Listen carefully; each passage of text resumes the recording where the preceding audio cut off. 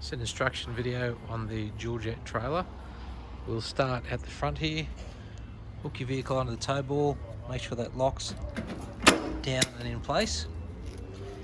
There's a handbrake here, so you can lock it on when you're not using it and release it when you're driving. When you reverse, you must put this tab over. That prevents the brakes locking when you go backwards.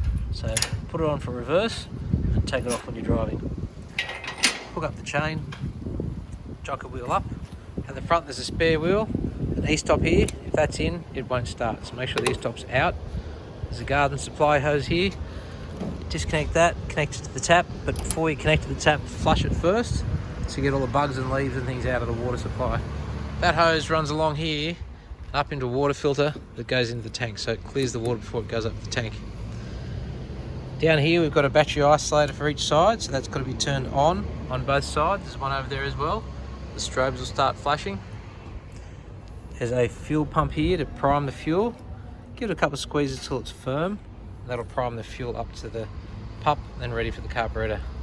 So when you start the machines, just got to make sure that these bore valves in the right position.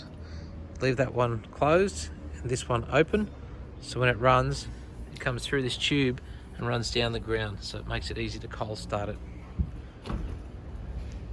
So you've checked that the valve's in the right position. You can pull the choke out here, throttle, and start it up. There's a dipstick here, so it's important to check the oil before every use. There's a marker there, you'll see it. Wipe with the rag and put it back in. There's a pressure gauge on the front here with safety valves. Never touch these valves, they're marked for a reason. On the other side, same thing again. Battery isolator, the on position, you go to start. So if you want to use two engines using a big 1/2 inch hose, start them both at the same time. Smaller hose, just use one engine. When you're finished, there's a big dump valve here. Turn that on and it drains the tank from a pipe underneath.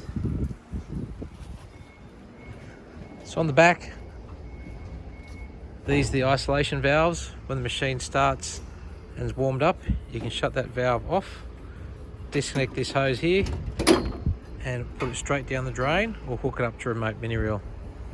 If you're using the big hose reel, hook this up to a nozzle, put it down the drain, and then you can turn that valve up as on and down as off. Another e-stop here at the back, an emergency stop. The reels have locking pins on them here, so you can pull it out and lock it in as required. The locking pins are 1/2 inch reels around there. In the back here we've got the nozzle boxes, the hand cranks to wind the reels back up with. Grab the crank here, put it in position, you can roll it back up again.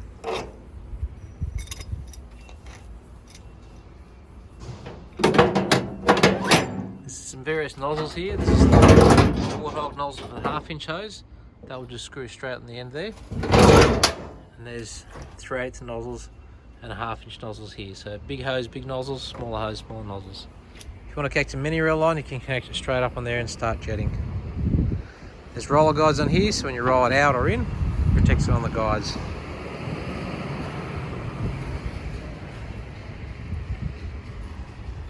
Always use the correct PPE safety gear when you're operating the machine. Put barricades in the work area and off you go.